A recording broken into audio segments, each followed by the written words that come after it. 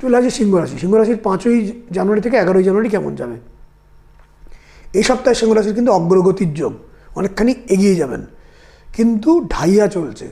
যা কিছু এগোনো এগুলো খুব হালকা হালকা এগোনো, প্রচুর বাধাটাও সঙ্গে রয়েছে, কিন্তু একটা অগ্রগতি, একটা পুশ এই সপ্তাহে আপনি বুঝতে পারবেন।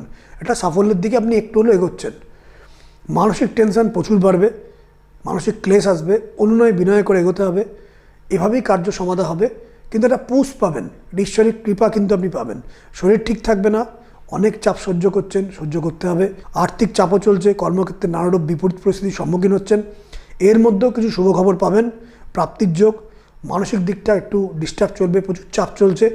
মাথা ঠান্ডা রেখে প্রতি মুহূর্তে সাবধানে পা ফেলবেন, প্রচুর সাবধানে পা ফেলবেন। বেফাস কথা বলে ফেলবেন না, বুদ্ধি করে চলবেন।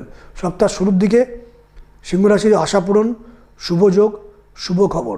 সপ্তাহের মধ্যভাগে অর্থ খরচ, হয়রানি, টেনশন এবং প্রিয়জনকে নিয়ে উদ্বেগ।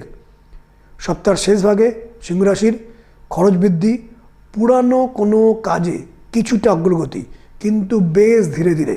যাদের সিংহ রাশি তাদের কিন্তু ঢাইয়া চলছে, ফলে তাদের কেরিয়ারের জায়গা, মানসিক জায়গা, দাম্পত্য জীবন, পারিবারিক জীবন, ব্যবসার জায়গা, কর্মের জায়গা প্রচুর বাধা, কিন্তু সাময়িক একটু নিস্তার আপনি এই সপ্তাহে পাবেন।